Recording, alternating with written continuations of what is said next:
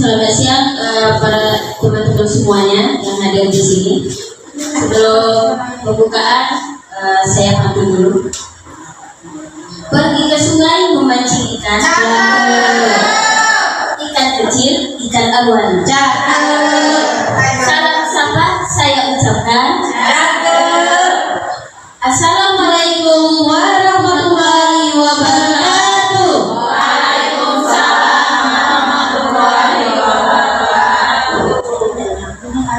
Terima kasih semuanya. Puji syukur alhamdulillah pada kesempatan ini kami berdua, saya Sudiati dan rekan saya Marlena. Kami berdua akan melakukan presentasi tentang diseminasi berbagi praktik baik tentang budaya positif di SD Negeri 212 Palembang.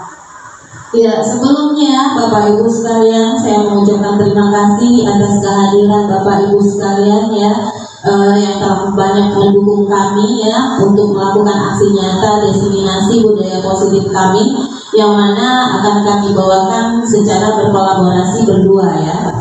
Ya Bu? Ya. Di sini ada pun susunan acara.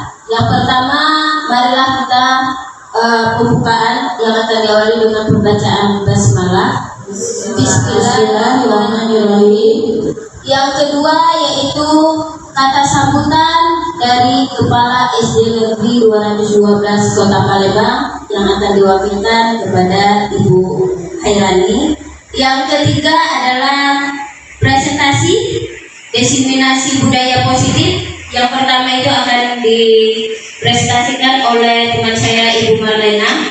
Yang kedua yaitu saya sendiri untuk melanjutkan presentasi berikutnya. Ya, yang ketiga adalah penutup. Untuk berikutnya yaitu kata sambutan yang akan diwakilkan oleh Ibu Hairani. Untuk Ibu Hairani kami persilakan.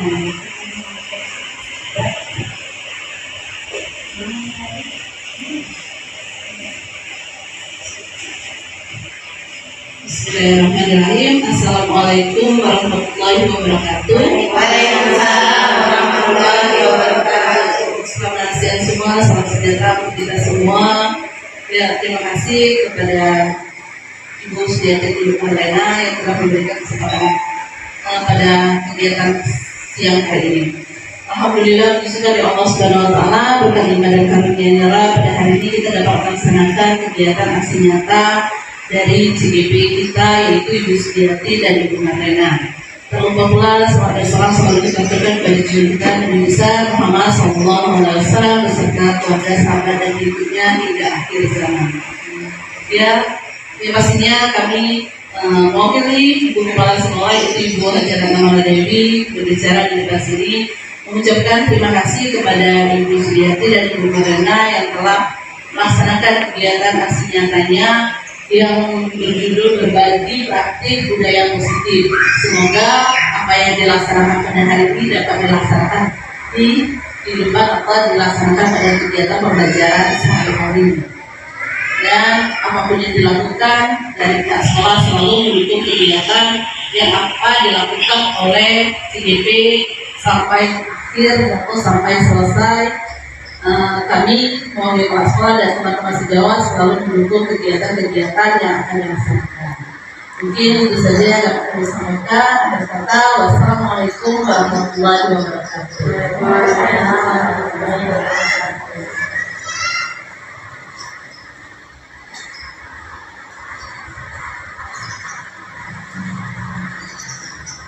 Baiklah, terima kasih kepada Ibu Hairani mewakili Kepala SD Negeri 212 Kota Palembang.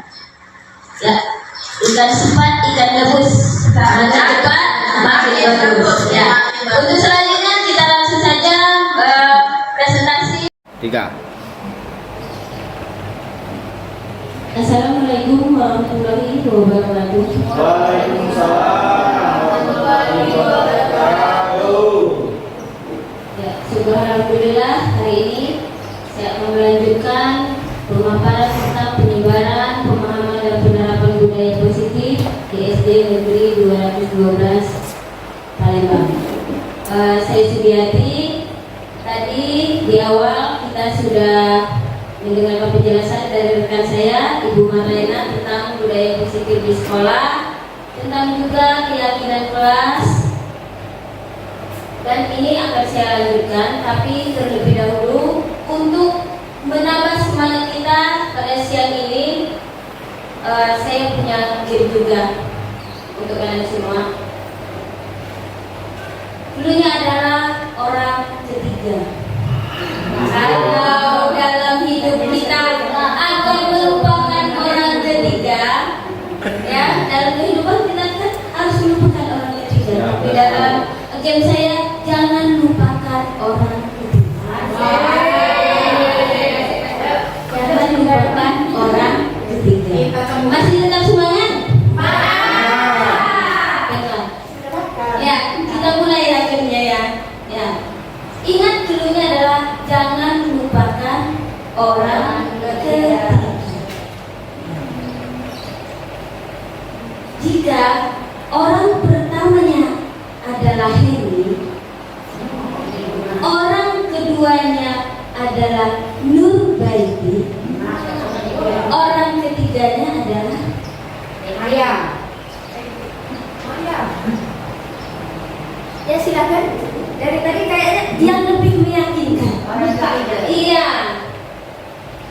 Orang ketiga Makin orang ketiganya tadi, orang pertamanya Henry, orang keduanya Nurbaiti, orang ketiganya Reni. Yang lain silakan. Ingat dulunya, jangan lupakan orang ketiga. Orang pertamanya adalah Henry, orang keduanya adalah Nurbaiti, dan orang ketiganya adalah Rosa. Itunya adalah jangan lupakan kayak Orang pertama Henny, Iya. orang kedua Nurbaiti. Iya. Jangan lupakan orang ketiga. Balik lagi ke Henny. belum tepat. Keluarnya adalah jangan lupakan orang ketiga. Ya, jangan lupakan orang ketiga. Orang pertama Henny, orang kedua Nurbaiti. Ya silakan Ibu Umi. Orang ketiga Ibu Marlena. Iya, orang ketiga Ibu Marlena. Ya, masih belum sempat baiklah kita ulang. Ya, iya, iya. Jangan lupakan orang ketiga. Jangan lupakan orang ketiga. Siapapun nama orang ketiganya, orang ketiganya jangan dilupakan. Jika orang pertamanya Ibu Aresa, orang keduanya Ibu Yona, orang ketiganya Devi. Ibu. Orang ketiganya ya Adalah Umi. iya, orang ketiganya adalah tangan dong. Iya. Masih ada yang belum? Masih Udah. Iya. Ya, jangan lupakan orang ketiga. Tapi dalam kehidupan tolong lupakan orang ketiga.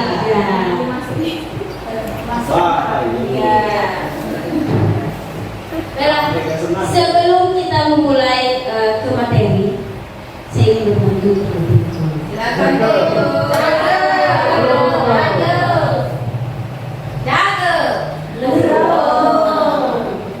Air mata jatuh berderai karena menonton film Korea. Dikarenakan teman-teman sudah ramai, alangkah baiknya yuk kita mulai. Lanjut. Ya, di sini yang seperti saya bilang pada awal tadi, saya akan melanjutkan materi yang keempat. Ada 5 kebutuhan dasar manusia dan dunia yang berkualitas. Ya. Yang kelima adalah 5 posisi kontrol. Ya, keenam yang terakhir adalah segitiga restitusi. Sama seperti awal-awal, tadi sudah dijelaskan kata-kata adalah 5 restitusi, 5 kebutuhan dasar manusia dan dunia berkualitas. Ya, mungkin di sini ada yang sudah mendengar 5 kebutuhan manusia. Sebenarnya 5 kebutuhan manusia ini sudah sering ya, apalagi dalam teori Maslow itu yang lebih terkenal. Kalau orang sering ini pasti tahu dengan 5 kebutuhan dasar manusia dan dunia berkualitas. Ya, next. Lanjut Bu. Ya. Di sini sebelum memasuki apa itu bagian-bagian dari 5 kebutuhan dasar manusia, kita lihat dulu ada sebuah permasalahan yang dialami Ibu Ambar. Pasti ibu guru sekalian yang ada di sini, permasalahan yang dihadapi oleh Ibu Ambar ini sering kita alami di sini sebagai seorang pengajar. Marilah kita sama-sama untuk melihat permasalahan yang dialami oleh Ibu Ambar. Ibu Ambar guru wali kelas 2A di SD Pelita Hati, sedang bingung menghadapi ulah salah satu murid di kelasnya, Doni. Beberapa anak di kelas 2A telah datang padanya dan mengeluhkan Doni yang sering sekali meminta bekal makan siang mereka dengan paksa.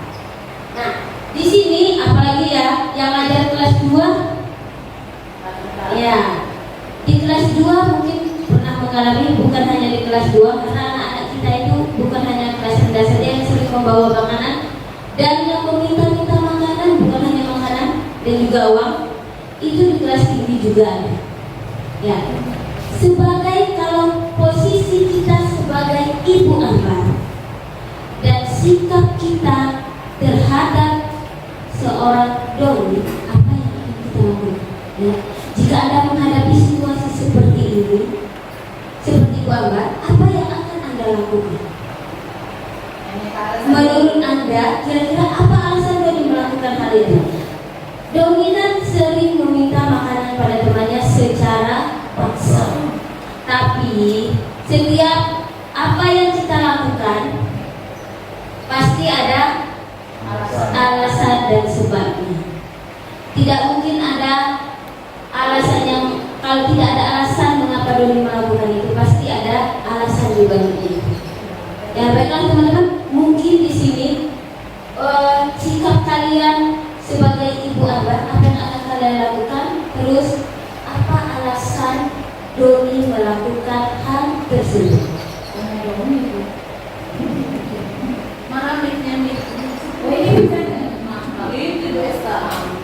Menurut saya, bila saya ada di posisi Ibu Ambar ini, pastinya saya akan melakukan persuasi dulu atau pendekatan dulu kepada Doni dan menanyakan alasan kenapa sampai dia sering meminta bekal makan siang dengan makan siang pada temannya.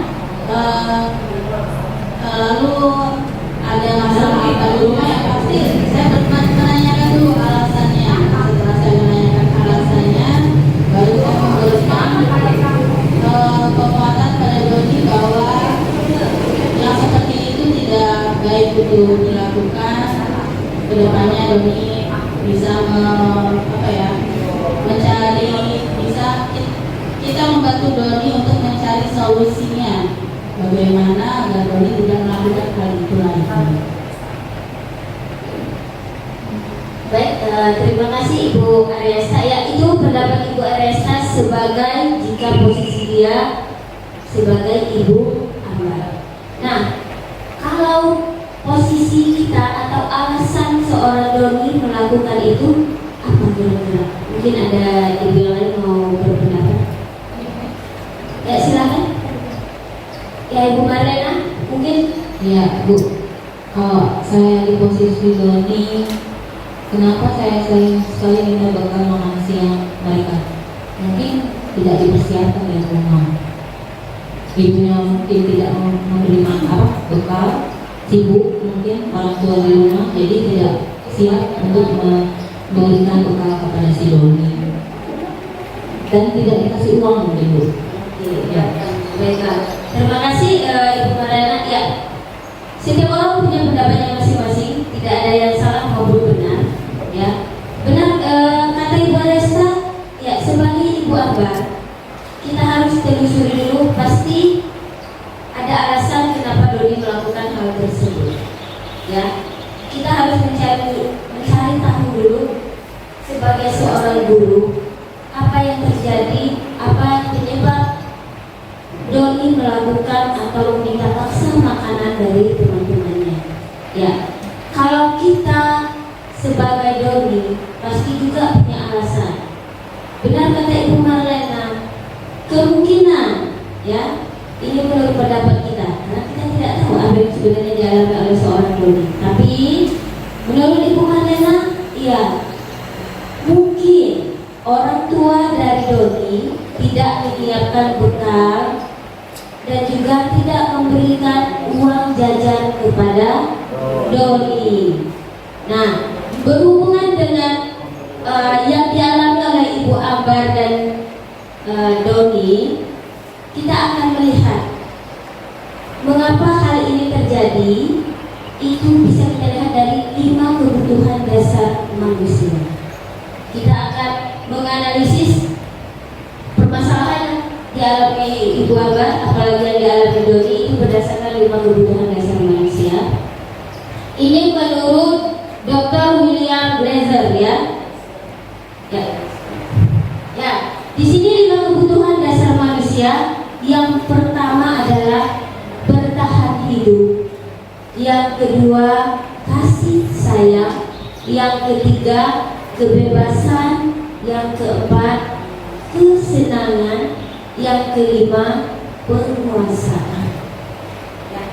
Sebenarnya menurut Glazer ini juga ini sama kebutuhan dasar manusia itu. Yang pertama adalah bertahan hidup. Yang pertama kalau berhubungan dengan bertahan hidup itu berarti berhubungan dengan makan. Iya, makan dan minum berarti berhubungan dengan biologis kita. Hidup kita yang pertama itu adalah butuh makan, butuh minum. Selain bertahan hidup untuk makan dan minum, kita juga butuh kesehatan. Nah, berhubung ini bertahan hidup, kalau dihubungkan dengan seorang Doni yang tadi dengan paksa meminta makanan dengan teman-temannya, itu ada hubungannya juga dengan bertahan hidup. Ini menurut pendapat Ibu Bapak Guru sekalian. Ya, kalau dihubungkan dengan bertahan hidup, mengapa seorang Doni, kalau kita di posisi Doni, ibaratkan saja ya, kalau untuk bertahan hidup, kenapa Doni melakukan hal tersebut?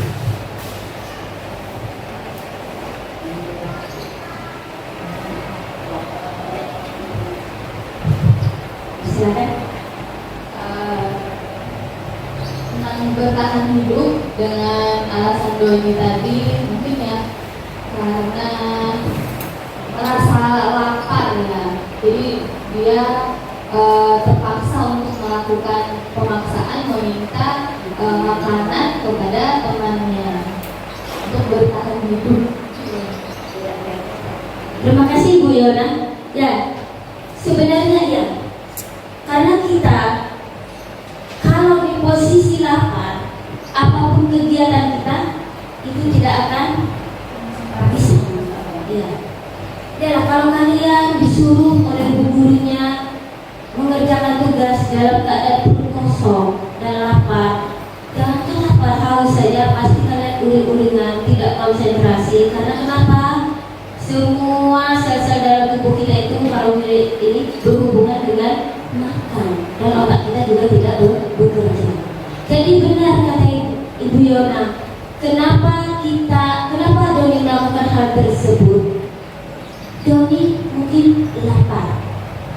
dan tidak ada makanan. Akhirnya karena ingin bertahan, karena perutnya lapar, akhirnya dia mengambil paksa makanan teman-temannya di kelas. Ya. Jadi kebutuhan dasar yang pertama itu adalah biologis kita, makan dan minum. Yang kedua adalah kasih sayang. Ya, kasih sayang ini bisa kita dapatkan dari siapa? Orang-orang terdekat kita. Siapa yang pertama? Orang tua. Iya, orang tua atau keluarga. Dan bisa juga didapatkan dari suami, anak, teman-teman, dan sahabat kita. Ya, kasih sayang itu juga dibutuhkan. Sama seperti Doni, kalau dikaitkan dengan kasih sayang sesuai dengan permasalahan yang dihadapi Doni, kira-kira kenapa Doni melakukan hal tersebut? Ya, saya bisa ya, alasan itu semuanya benar ya. Coba misalnya, kenapa Doni memaksa meminta makanan kepada teman-temannya? Berhubungan dengan kasih sayang. Iya, karena Doni tadi sudah bertahan hidup karena dia lapar. Orang tadi kan sudah dikatakan bahwa Doni tidak diberikan uang jajan, tidak disiapkan sarapan, dan tidak diberikan bekal oleh orang tuanya. Nah, otomatis karena dia tidak diberikan uang jajan, tidak diberikan sarapan, dan tidak diberikan bekal, berarti otomatis orang tuanya itu tidak perhatian. Berarti dia kurang perhatian dari otomatis yang ada di lingkungan rumah, entah itu orang tua atau siapapun yang berada di rumah. Jadi mungkin di situ yang mendasari Doni kenapa dia meminta bekal kepada temannya secara paksa, karena kurangnya kasih sayang, kurangnya perhatian dari orang tua atau keluarga terdekat dengan dia. Terima kasih, Ibu Sri Wahyuni. Ya, kenapa Doni melakukan hal tersebut? Ya betul, Doni kurang kasih sayang dari rumah. Bisa jadi kan? Doni melakukan hal tersebut juga bisa untuk diterima oleh teman-temannya, mencari perhatian di sekolah. Ketika anak tidak dapat perhatian dari orang tuanya di rumah dan tidak dapat kasih sayang dari rumah, mereka akan mencari di luar rumah. Sama seperti kita, anak-anak di sekitar kita kan sering sekali mencari perhatian dari kita dan teman-temannya di sekolah. Itu menandakan anak-anak kita itu kurang kasih sayang atau perhatian dari kedua orang tuanya. Yang ketiga adalah kebebasan. Ya, kebebasan ini kebutuhan akan sebuah pilihan. Ya, pilihan bebas. Walaupun kebebasan itu dibutuhkan, tapi setiap kebebasan ada batasan. Karena kebebasan yang positif. Ya, mengenai kasus yang dialami Doni, ya, kebebasan itu tadi adalah kebutuhan akan sebuah pilihan. Nah, apa sebenarnya pilihan Doni? Kenapa Doni melakukan hal itu sesuai dengan sebuah kebebasan? Maka kebebasan kalau sesuai dengan kebutuhan. Nah, kita ini butuh kebebasan. Jangan kalau kita dalam belajar kan, belajarlah sesuai dengan karakter anak. Walaupun kebebasan itu ada batasan. Ya, kepada Ibu Rani, ya, mungkin tentang kebebasan itu dikaitkan dengan permasalahan Doni. Kira-kira kenapa kalau dikaitkan dengan kebebasan Doni melakukan hal tersebut? Ya, terima kasih Mbak Desi. Kembali lagi tadi di awal bahwa pertama sudah jelas bahwa Doni tidak membawa bekal uang ataupun makanan yang dipersiapkan dari rumah.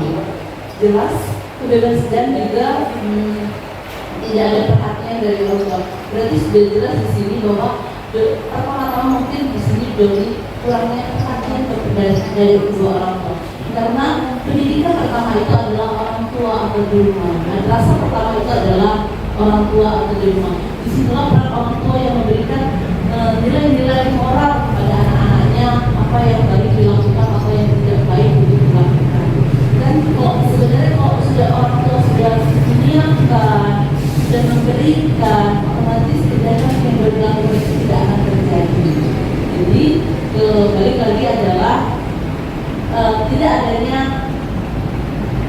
didikan dari orang tua bahwa minta makanan atau mengambil makanan teman itu kasih zina atau dengan seenak itu tidak diperbolehkan.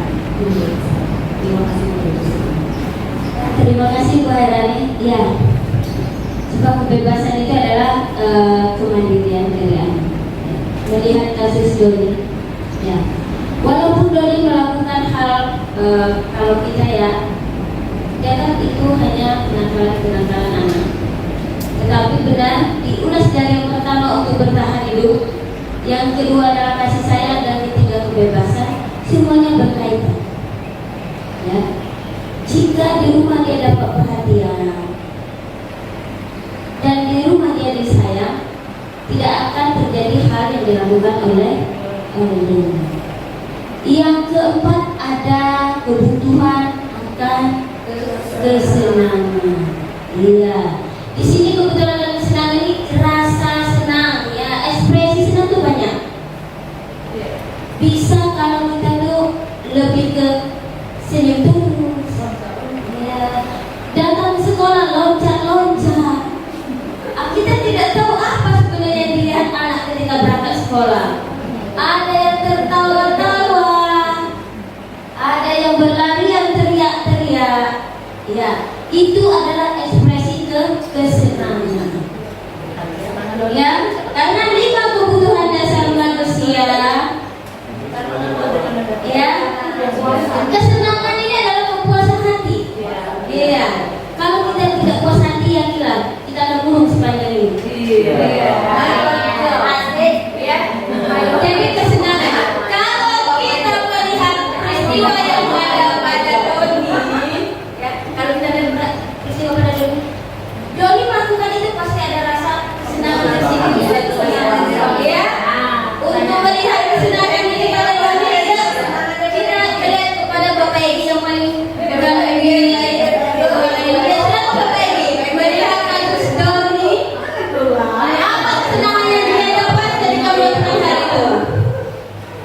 untuk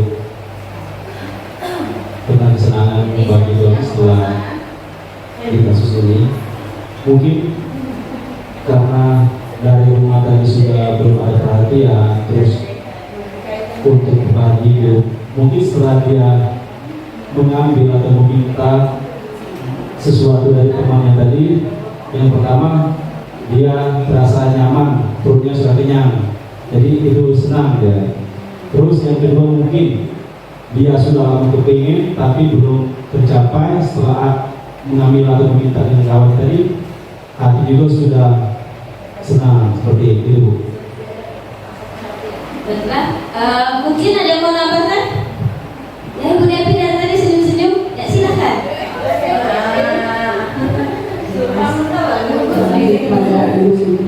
Mungkin selain kesenangan kepuasan dia mengambil punya temannya tadi, banyak faktor ya Bu. Pertama mungkin dia pengen makanan itu yang tidak pernah ada di rumah, tidak ada di rumah, tidak ada orang lain tidak mampu untuk membelinya, sehingga pada saat melihat temannya membawa makanan itu, makanya timbullah rasa dia ingin mengambil makanan temannya tersebut.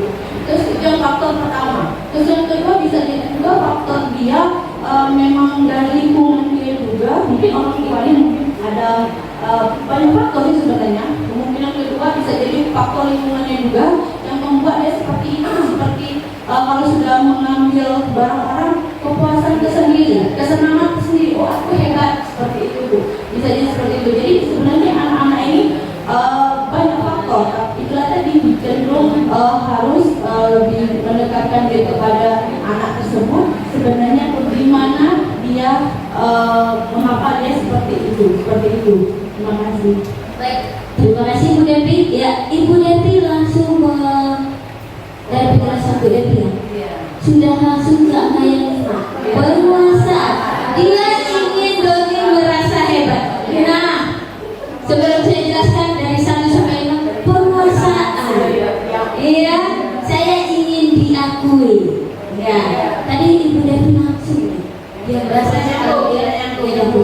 Iya, mungkin pendapat Ibu Devi itu langsung ke penguasaan. Ya, karena apa penguasaan? Doni ingin dianggap kalau dia memaksa teman-teman itu takut dan dia merasa menjadi hebat. Jadi dapat disimpulkan bahwa 5 kebutuhan dasar dari manusia ini sangat penting. Yang pertama itu adalah bertahan hidup. Ya, dari Doni ya dapat kita simpulkan bahwa kenapa Doni melakukan hal itu? Karena Doni lapar. Ya, Doni lapar, tidak ada bekal yang disediakan oleh kedua orang tuanya. Makanya Doni meminta-minta kepada temannya secara paksa. Kalau dilihat dari kasih sayang, Doni itu hanya mencari perhatian. Kalau di rumah dengan bekal yang tidak disediakan oleh orang tuanya, berarti kasih sayang dari rumah itu kurang. Makanya dia cari dari teman-teman sekelasnya dan juga dari gurunya. Yang ketiga adalah kebebasan. Ya, ini kemandirian. Mungkin ya, kita tidak tahu itu namanya analisis kita sebagai terhadap sebuah permasalahan, yaitu dari Doni. Mungkin Doni ibunya masak itulah. Dia ingin bebas yang lain juga.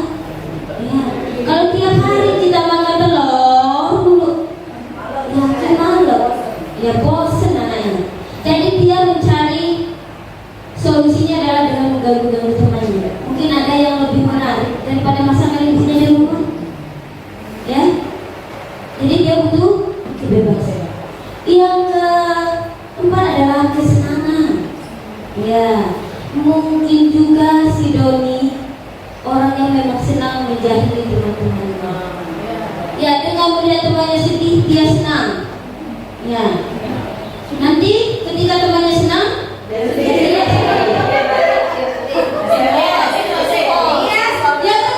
mencari kesenangan itu berarti sifat yang tidak baik. Ya, penguasaan. Ya, penguasaan ini. Doni dengan kata Ibu Devi ingin dianggap berkuasa, ingin dianggap bahwa dia hebat dengan melakukan hal itu. 5 kebutuhan dasar manusia ini sering kita dengar, bukan dari dasar juga dari piramida itu yang mendasar tetap adalah makan. Ya, dari teori Maslow. Ya, dimanapun kebutuhan dasar manusia adalah makan, minum, pakaian, tempat tinggal, dan juga kesehatan. Ya. Nah, melihat dari 5 kebutuhan manusia, ya di sini saya tetap akan melanjutkan bertanya sesuai dengan kebutuhan yang kalian butuhkan. Apa yang kalian butuhkan? Kalau dilihat dari diterima dan disayang, berarti ini kasih sayang. Yang kedua, ya, aku bisa apa? Yang ketiga adalah ya, apa kesenangan kalian? Setiap orang ini berbeda-beda. Yang keempat adalah bebas. Banyak hal dalam kebebasan, ya tapi yang tetap ada batasan. Baiklah, untuk diterima dan disayang, Ibu Umi. Iya, kalau kita sebagai yang kita butuhkan itu diterima dan disayang oleh siapa, Ibu Umi? Ya, Ibu Umi silakan. Terima kasih Bu Sudi. Di sini apa yang kalian butuhkan? Poin pertama itu diterima dan disayang oleh siapa? Menurut saya kompleks ya, oleh semuanya ya, keluarga, teman-teman, termasuk rekan sejawat. Kenapa? Karena yang pertama kita kita ambil contoh, misalnya kita sekarang dapat atau kedatangan guru baru P3K, itu ada 2 orang yang dari luar sekolah. Nah, yang pertama, mereka, ini saya ambil contoh, mereka itu butuh diterima oleh rekan-rekan yang ada di sini. Itu kebutuhan dasar. Kenapa? Kalau dari awal kita teman-teman sudah tidak menerima, itu berarti kebutuhan dia itu tidak terpenuhi. Yang kedua, baru disayang. Setelah diterima, saya dan teman-teman yang lain menerima, oh orangnya baik, perilakunya baik, akhirnya diterima. Nah, itu sudah menjadi kebutuhan. Termasuk saya juga ketika saya menjadi guru di sini, saya butuh diterima guru di sini. Dengan cara apa? Saya berusaha melakukan pendekatan. Nah, mungkin kemungkinan besar ya sudah disayang kalau sekarang. Terima kasih ya. Terima kasih Bu Mi. Iya. Kalau tidak diterima tidak mungkin disayang. Iya, bukan hanya dari keluarga. Kita di sekolah ya, karena kita juga ini semuanya ke keluarga. Dari orang tua maupun sahabat kita, pasangan kita, ya kita butuh diterima dan disayang. Yang kedua adalah ya, aku tuh bisa apa sih? Ya. Ibu Nur, berarti ya mungkin bisa dalam hal ini yang kita butuhkan ya. Kita butuh bisa apa yang kita butuhkan? Ya silakan Ibu Nur. Ya silakan Ibu. Assalamualaikum warahmatullahi wabarakatuh. Waalaikumsalam warahmatullahi wabarakatuh. Apa yang kalian butuhkan di sini juga sama seperti diterima di saya. Setelah diterima di saya itu kita harus punya kemampuan. Apa yang kita mampu bisa lakukan. Ya, apa yang dan apabila ada yang tidak bisa kita lakukan, kita mencoba dan mencoba berusaha belajar dari teman, belajar dari pengalaman. Jadi intinya belajar, ya harus bisa. Orang lain bisa, mengapa kita tidak bisa? Terima kasih Bu Yulati. Iya, bisa melakukan semuanya, bisa melakukan sesuatu. Iya, kalau diterima saya bisa apa? Saya bisa segalanya. Iya. Yang ketiga adalah senang. Ya, kebutuhan kita adalah senang. Senang akan apa? Ya, mungkin ya Ibu ini Bu Eka. Ya benar Bu Edi, mungkin Bu Edi. Senang apa Bu Edi? Ya Bu Edi senang. Ya Bu Edi, kita itu kebutuhan kita itu kan senang. Senang ibadah, atau senang traveling, senang membaca. Namanya kebutuhan hidup itu butuh senang. Ya Bu Edi, sekarang senang apa Bu Edi? Terima kasih Senang Yudi. Kesenangan ya yang saya butuhkan. Ya, bagi saya pribadi, ya saya itu senang karena saya sudah lulus. Kemudian menyempatkan sekolah di hidup dan apa masih bertemu dengan teman-teman. Iya, alhamdulillah. Ibu Heni senang. Senang ketika naik jabatan. Iya, senang naik jabatan. Senang ketika menerima SK. Itu semua adalah kesenangan yang ditentukan Ibu Heni saat ini untuk kesenangan dia. Yang ketiga, keempat adalah bebas. Ya Ibu Marlena, bebas. Bebas melakukan apa Ibu Marlena ya? Ya, terima kasih Bu Surdi. Bebas menurut saya itu adalah setiap saya sudah mendapatkan teman, sudah bisa diterima teman, bisa diterima di lingkungan. Kemudian saya bebas untuk tertawa, ya, bebas untuk mengekspresikan ya sesuatu kebahagiaan saya. Jadi saya itu bebas untuk melakukan apa saja. Terima kasih Bu. Iya, bebas berarti bebas berinovasi. Ya, ini adalah sesuatu yang kalian butuhkan ya. Yang kalian butuhkan itu bermacam-macam. Tidak bisa kalian menyamakan dengan teman-teman kalian. Baiklah, itu adalah 5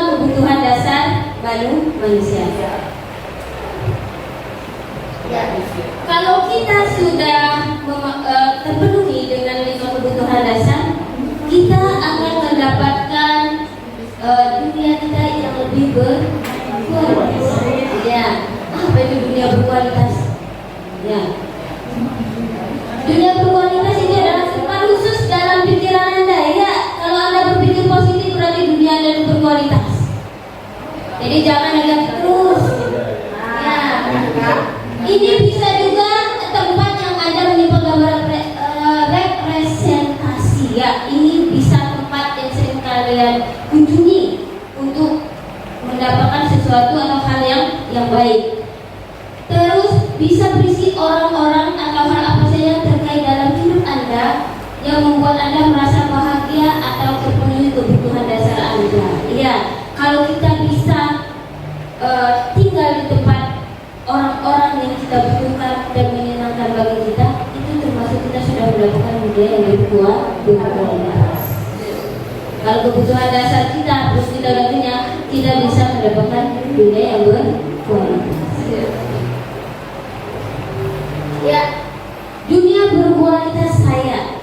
Ya, dari pertanyaan ini, ya, siapakah orang-orang yang paling penting dalam hidup Anda? Ya, kalau dalam hidup kalian siapa orang yang paling penting adalah?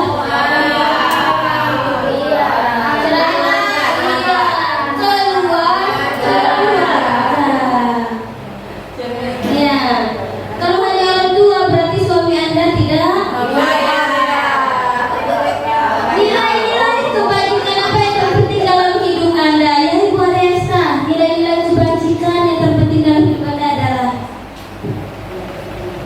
Nilai kebajikan yang terpenting dalam hidup saya adalah lebih ke apa ya?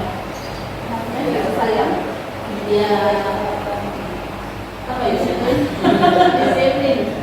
Disiplin.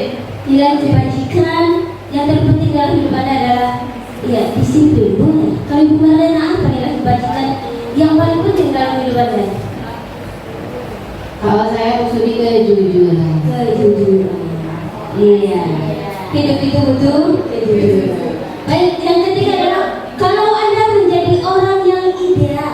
Ya, jika kalian menjadi orang yang ideal.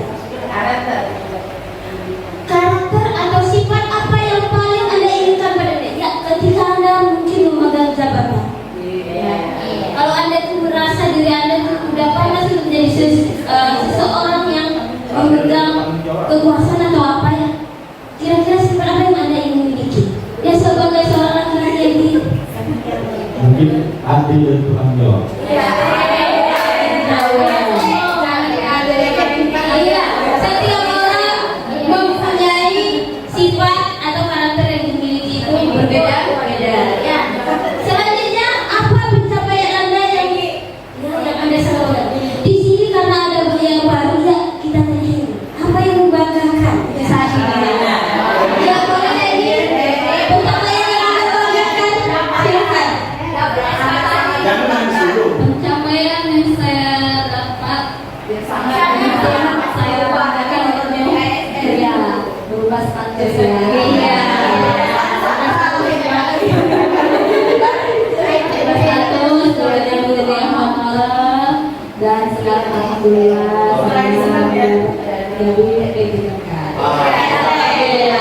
Ya, semua orang punya pengalaman yang membanggakan dan mengasihkan dan berkesan bagi dirinya masing-masing. Ya. Nah, kayaknya itu saat sekarang pengalaman atau hal yang dia banggakan adalah ketika mengubah status dari honorer menjadi seorang ASN. Apa pekerjaan ideal bagi Anda? Tidak ada lagi ya. Ya apa? Eki mungkin ada tambahan?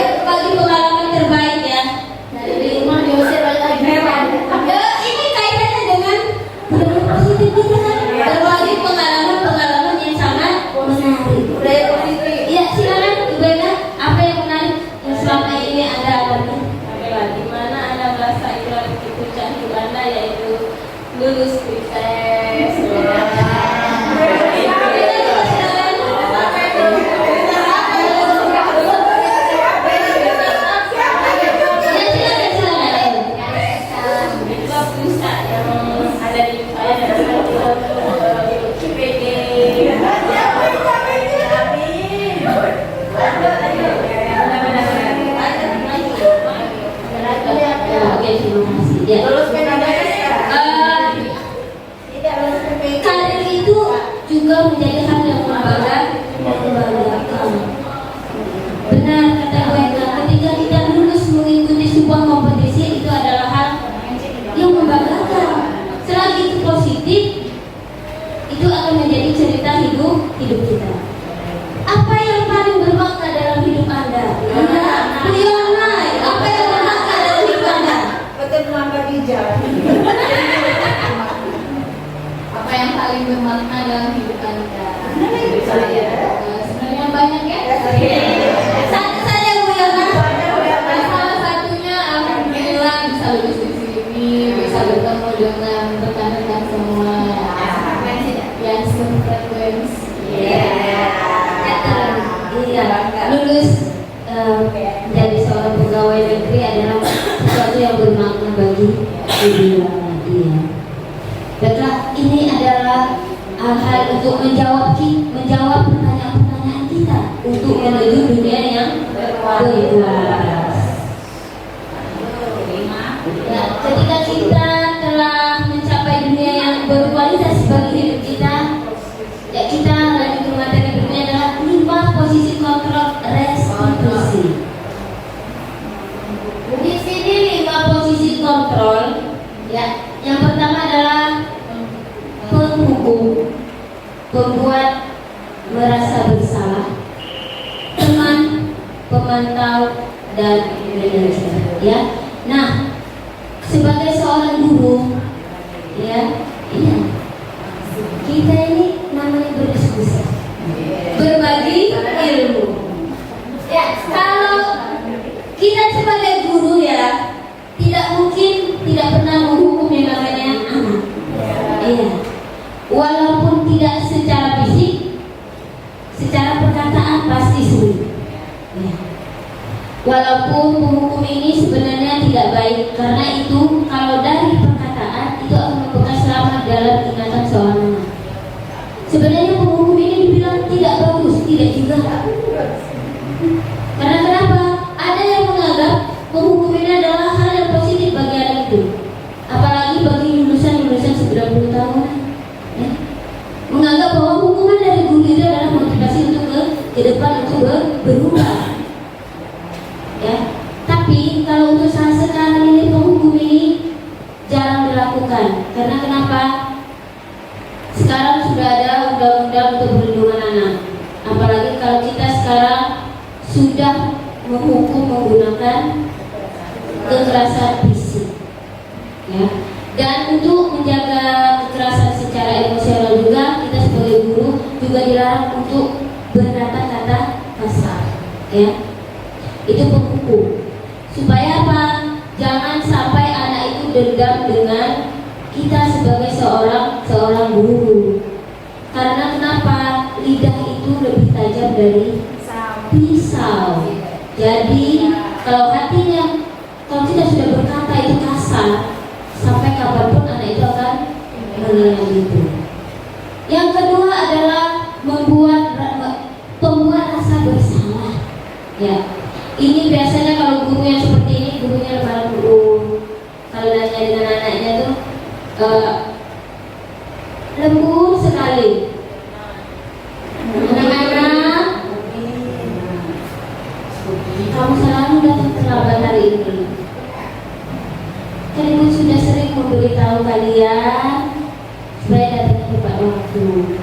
Kalian benar-benar mengecewakan ibu. Ya itu lembut. Jangankan untuk bicara, kalau kita diam ada yang melihatin, anak itu sudah merasa iya bersalah. Tanpa kata pun kalau kita diam melihati anak itu, tapi jangan pasang ekspresi sangar ya. Ya, bukannya takut anak ini, anaknya jadi takut, bukannya merasa bersalah. Tapi kalau kita pura-pura sedih, anak akan merasa bersalah. Yang ketiga adalah teman. Teman ini ada sisi negatif dan sisi positif kalau kita sebagai guru. Jadi sisi positifnya adalah iya, anak itu senang kalau dianggap sebagai teman. Apalagi bagi anak-anak yang kelas tinggi,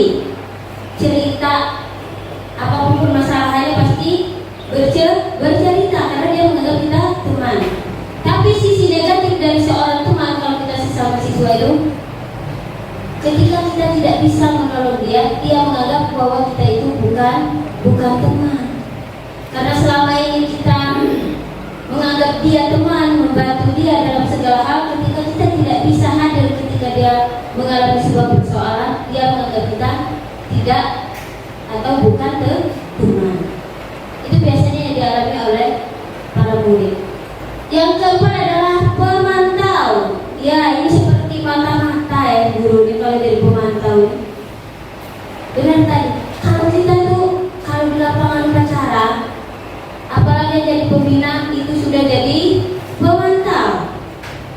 Dari ujung sudah kelihatan, tidak pakai topi, tidak pakai dasi, dan sepatunya warna-warni. Nah, itu namanya pemantau. Ya, karena dia sudah punya catatan, sudah punya checklistnya, sudah punya rekam jejaknya. Ya, itulah adalah pemantau. Yang terakhir adalah manajer. Ya, manajer itu bukan hanya di perusahaan, ternyata di sekolah juga guru bisa jadi manajer. Ya, manajer ini adalah kompromi antara guru dan siswa. Ketika siswa melakukan kesalahan, ya, tidak ada pemaksa untuk bertanggung jawab, tapi tawar menawar. Selagi bisa diperbaiki kesalahan itu, berilah kesempatan kepada siswanya untuk menyelesaikan sebuah persoalan. Ya, itu belajar. Ya, kita lihat ini adalah contoh permasalahan siswa yang terlambat.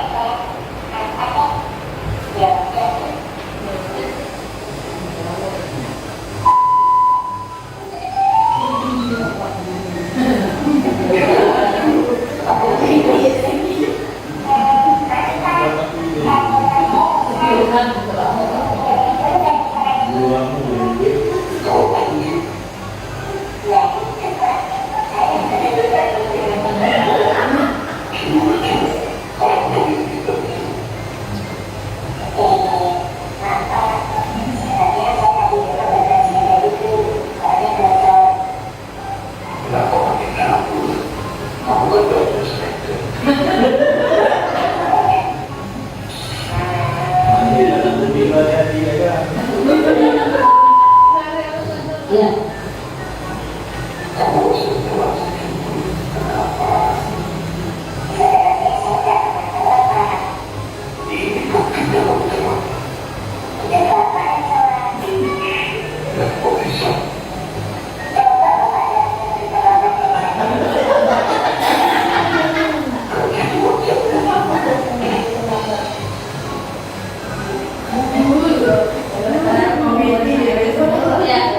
Ya, itulah drama tentang anak yang terlambat masuk sekolah. Sebenarnya ternyata bukan di drama saja ya, anak itu banyak alasan. Ya, 1000 alasan untuk tidak kena marah atau kena hukum dari guru.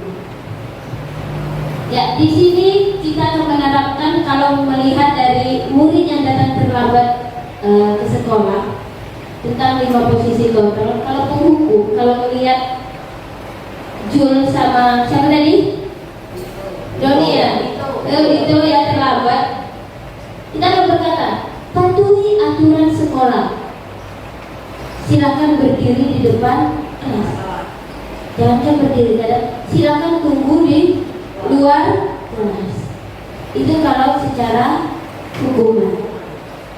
Kalau kita membuat merasa bersalah, berapa kali ibu harus memberitahu kamu ya, ibu kecewa sama kamu. Ya, karena dia datang terlambat itu walaupun alasannya tadi banyak ya bohongnya, tapi sebagai sebagai guru kita harus tahu dulu apa penyebab dia datang terlambat. Ya sebagai teman, ya sudah, tidak apa-apa, duduk dulu, nanti ibu guru bantu. Ya, kita membantu mencari solusi supaya tidak terlambat lagi. Itu kalau kita posisinya sebagai teman.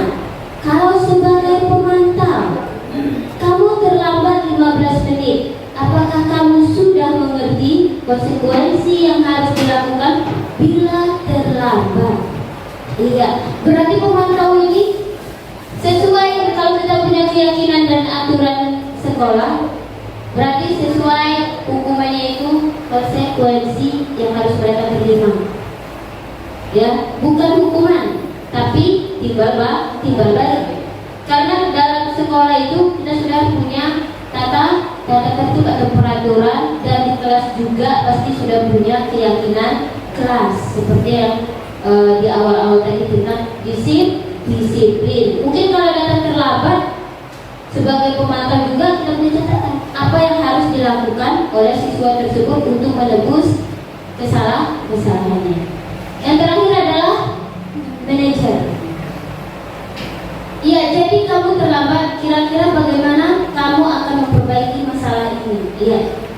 Di sini kita itu tadi sebagai manajer adalah tawar menawar. Tawar menawar di sini adalah berikan waktu atau berikan kesempatan kepada siswa itu untuk menebus kesalahannya atau memperbaiki kesalahan yang mereka lakukan.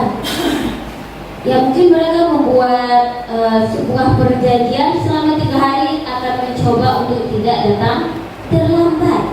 Ya, sebagai manajer itu jangan kita memaksa, tapi kita kasih tawar, ya, agar anak itu bisa memperbaiki semua kesalahan-kesalahan yang mereka lakukan. Nah, dari 5 posisi kontrol inilah cara yang paling tepat untuk menyelesaikan permasalahan-permasalahan kita di sekolah. Ya, kalau penghukum itu lebih berat dan tidak cocok bagi anak kita, carilah dari 5 ini, ya, yang bisa kita terapkan di sekolah. Dan lihat juga peraturan apa berat atau tidak yang dilakukan oleh seorang anak. Ya. Nah, dalam menyelesaikan permasalahan di sekolah, baik seperti Jul dan Dito tadi, kita punya yang berikutnya itu adalah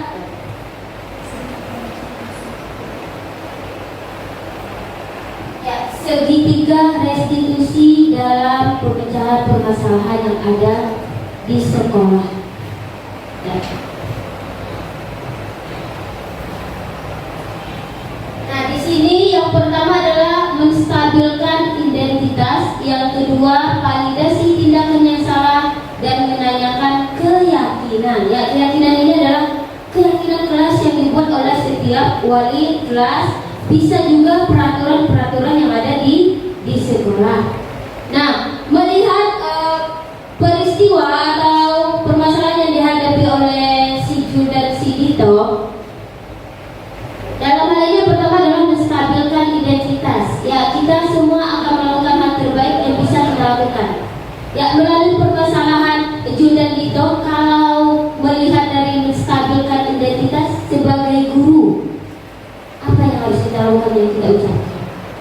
Ya, mungkin Ibu Marlena bisa memberikan solusi supaya Jul dan Dito itu rajin sekolah dan tidak terlambat lagi. Yang pertama, tanyakan dulu kepada si Dito, ya, alasan kenapa Dito terlambat. Kita mendengarkan dahulu alasan itu, kemudian kita memberikan masukan kepada Dito, ya, untuk menstabilitaskan identitas dulu. Jangan merasa Dito itu jangan terlalu disalahkan terlebih dahulu. Kita tanyakan dulu masalahnya kenapa, ya, jangan langsung langsung kita judge dia gitu, kamu salah, jangan ya. Kita kembalikan dulu, ini dia mood dia itu untuk bercerita pada kita. Nah, Ya, terima kasih. Ya, dari permasalahan Dito dan Jul, dan kita ya benar kata Bu Madana, dalam stabilitas identitas itu posisikan dulu pada diri kita sendiri dan ingat masa lalu kita. Pernahkah kita melakukannya? Ya. Jadikan kita dalam posisi kontrol itu sebagai teman. Ya, Dito dan Jul, ya ibu dulu pernah juga melakukan kesalahan seperti ini. Nah, itu adalah menstabilkan identitas.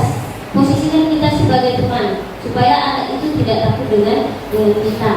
Ketika anak terlambat itu, kita seolah-olah juga pernah melakukan hal tersebut dan bagaimana kita untuk memperbaikinya. Yang kedua adalah validasi tindakan yang salah. Nah, semua perilaku pasti punya alasan. Nah, tadi Dito dan Jul terlambat ke sekolah pasti punya alasan. Nah, kalau kita sebagai guru, apa yang kita lakukan untuk validasi tindakan yang salah yang terjadi pada Jul dan Dito? Yang mungkin Ibu Herani. Terima kasih di sini. Apabila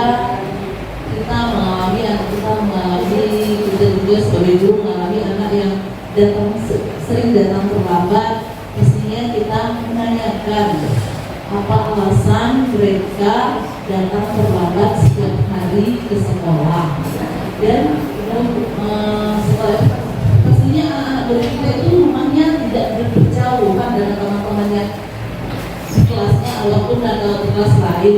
Jadi untuk memastikan apa alasan yang mereka berikan, jadi kita terus memastikan dengan teman yang lainnya atau teman rumah yang dekat dengan yang terlambat tadi. Nah, itu mungkin salah satu yang bisa kita lakukan, memberikan validasi atau memastikan alasan yang mereka sampaikan dengan menanyakan dengan teman pemainnya atau teman yang dekat rumahnya. Terima kasih Bu Rani. Iya. Kalau validasi tindakan yang salah, yang kita tuh harus cari dulu sebab akibat kenapa dia terlambat. Di sini juga posisinya kita adalah sebagai seorang teman juga, ya.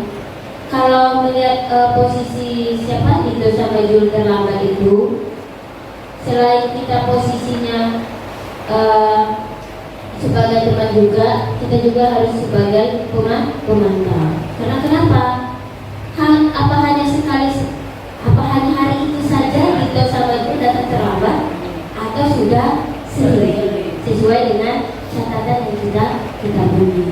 Ya, itu kalau kita validasi tindakan yang salah. Jadi jangan langsung marah dengan anak-anak, kamu datang terlambat terus. Tidak menanyakan kenapa dia selalu datang terlambat. Yang ketiga adalah menanyakan keyakinan. Ya, kita semua memiliki motivasi internal. Ya, ini untuk lebih meningkatkan motivasi kepada anak supaya anak itu mau berubah. Ya, ketika anak melakukan kesalahan termasuk yang dilakukan Dito sama Jul, karena kita tidak usah jauh-jauh mencari permasalahan, karena permasalahan yang terjadi sama Dito sama Jul itu yang sering kita alami di sekolah. Nah, bagaimana kita menanyakan keyakinan, bagaimana kita memotivasi dia secara internal, ya, memotivasi dia supaya berubah atau memperbaiki kesalahan yang mereka lakukan. Ya, mungkin Ibu Umi silakan, apa yang Dito atau Jul lakukan supaya mereka termotivasi atau ingin merubah ya permasalahan yang sering mereka datang terlambat dengan alasan-alasan yang mereka buat. Baiklah, terima kasih Bu Sudi. Dari sebagai garis diskusi kita ada 3 poin. Poin satu itu menanyakan keyakinan. Nah, di sini kita semua memiliki motivasi internal. Sebelumnya sudah pernah dibahas motivasi itu ada eksternal ada internal. Kalau eksternal ya tadi kita hukum, kita kasih Maka dari itu, untuk kasus yang tadi, maka kita sebagai guru itu harus memberi motivasi untuk tanggung jawab, untuk nilai siapa namanya tadi, zul dan itu nilai mereka. Maksudnya begini, kalau misalnya kalian datang karena takut datang tepat waktu, karena takut dengan ibu atau ibu beri hadiah, itu tidak akan menambah nilai kita, tidak akan menambah nilai menghargai diri sendiri, seperti itu. Terus kalau untuk segitiga restitusi yang ketiga itu, kita sebagai guru memberi ruang pada murid untuk memikirkan solusi terbaik. Setelah kita misalnya identitas, validasi tindakan yang salah, jadi kita kan tahu anak-anak itu terlambat, alasannya kenapa? Misalnya bangun kesiangan disebabkan dengan apa? Setelah kita ajak mereka untuk berdiskusi, maka kita beri ruang kepada anak-anak ini bagaimana solusi terbaik dari mereka yang dari diri mereka sendiri. Mungkin seperti itu. Ya, terima kasih Bu Mi. Ya, dari penjelasan Bu Mi, ya kita motivasi internal, kita motivasi. Mereka telah melanggar disiplin kelas maupun peraturan sekolah. Ya, mungkin kita tanya cita-cita mereka itu jadi apa sih? Ya, supaya kalau mereka ingin, Bu, saya pengen jadi tentara, saya pengen jadi. Kalau datang terlambat terus, bangun kesiangan terus, apa bisa mencapai cita-cita? Jadi tanyakanlah, ketika kita atau murid kita melakukan sebuah kesalahan, tanyakan cita-cita mereka mau jadi apa, biar kedepannya mereka bisa memperbaiki kesalahan mereka tersebut. Ya, itu langkah-langkah segitiga restitusi. Ya. Ya, baiklah, itulah presentasi yang telah saya sampaikan tentang budaya positif di sekolah. Ya. Dan semoga apa yang kami sampaikan dari awal sampai terakhir ini bisa bermanfaat dan bisa kita lakukan di sekolah secara bersama-sama. Amin. Ya, dan juga bisa kita terapkan. Amin. Ya, sebelum saya akhiri, saya punya kata-kata untuk kalian. Cobalah untuk tidak mengejar kesuksesan, ya. Tapi jadilah diri kalian jadi diri yang bernilai. Agar bisa bermanfaat bagi orang lain.